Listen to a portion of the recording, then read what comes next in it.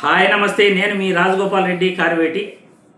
వైద్య విద్యా ప్రవేశాలలో NEET UG 2026 entrance exam మే 3వ తేదీ క్యాన్సిల్ అయిన తర్వాత మళ్ళీ 21వ తేదీ నిర్వహిస్తానని, జూన్ 21న నిర్వహిస్తామని ఎన్టీఏ వారు చెప్పటం,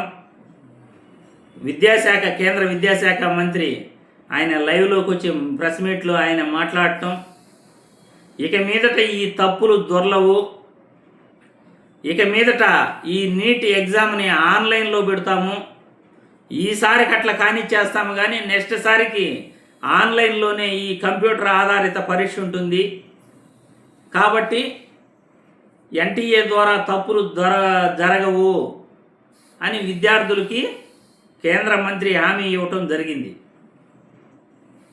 ఇప్పుడు జరిగిన డ్యామేజ్ను ఎలా రెక్టిఫై చేస్తారు, విద్యార్థులకు ఎలా న్యాయం చేస్తారు, మెరిట్ వచ్చిన విద్యార్థుల పరిస్థితి ఏంటి, మెరిట్ వచ్చిన విద్యార్థులకు ఏదైనా న్యాయం చేయగలరా, మళ్ళీ ఏమైనా ఇప్పుడు మెరిట్ వచ్చిన విద్యార్థులు నెక్స్ట్ ఎగ్జామ్ రాసి తగ్గితే వాళ్ళ పరిస్థితి ఏంటి,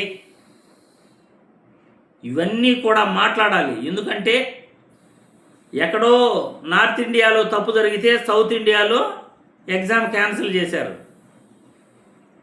నార్త్ ఇండియాలో జరిగిన తప్పులు, ఎక్కడో రాజస్థాన్లో జరిగిన తప్పులు ఇక్కడ దక్షిణ భారతదేశంలో విద్యార్థులు ఇబ్బంది పడాల్సిన పరిస్థితి.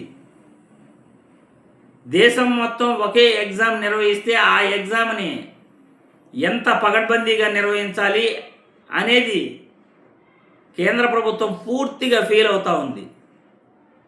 ఇటువంటి తరుణంలో నెక్స్ట్ ఇయర్ మీకు న్యాయం చేస్తాం, ఈసారి గాలి కుదిలేస్తాం, ఎట్లాగోలా అడ్జస్ట్ చేసుకోండి అని అంటే ఎగ్జామ్ రాసిన తర్వాత విద్యార్థులు కోర్టుకు వెళ్తారు, ఖచ్చితంగా కోర్టులకు వెళ్తారు. వాళ్ళకి ఏదైనా ఇబ్బంది కలిగితే, అయ్యా మేము 3వ తేదీ ఎగ్జామ్ రాసాము, కరెక్ట్గానే రాసాము, అప్పుడు మంచి మార్కులు 670 మార్కులు వచ్చాయి, 700 మార్కులు వచ్చాయి, ఇప్పుడు ఎగ్జామ్ పెడితే 500 మార్కులే వస్తున్నాయి, లేకపోతే 550 మార్కులే వస్తున్నాయి, నాకు న్యాయం చేయండి అంటూ కోర్టుకు వెళ్తారు.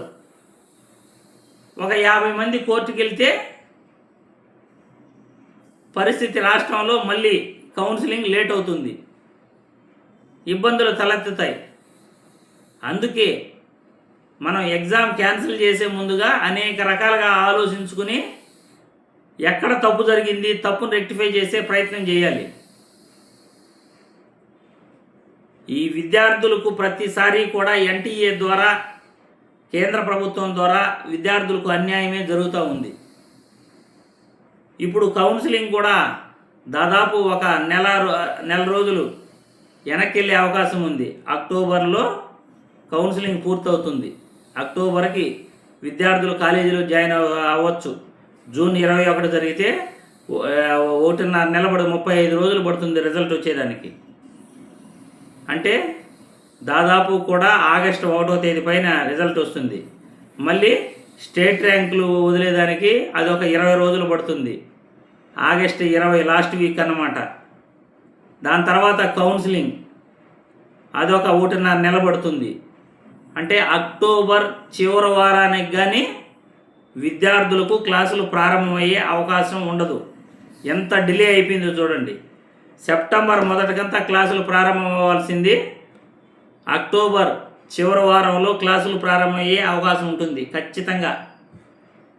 కాబట్టి విద్యార్థులకు జరిగిన నష్టాన్ని ఎలా భర్తీ చేయాలి అనే దానిపైన కేంద్ర మంత్రి మాట్లాడలేదు.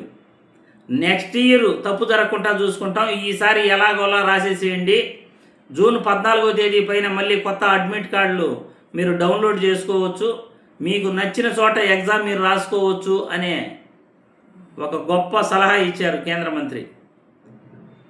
విద్యార్థులకు ఎన్టీఏ వారి అప్డేట్సు, ఈ నీట్ పరీక్ష పైన, నీట్ యూజీ ఎంట్రన్స్ ఎగ్జామ్ పైన, వైద్య విద్యా ప్రవేశాలకు ఎగ్జామ్ రాసే వాళ్ళందరికీ కూడా ప్రతి అప్డేట్ ఇవ్వాలి. కాబట్టి మనం ఈరోజు అప్డేట్స్లో భాగంగా కేంద్ర మంత్రి ఈ సంవత్సరం నీట్ రాసిన విద్యార్థులకు అన్యాయం చేస్తున్నారు అని ప్రశ్నించడం జరిగింది.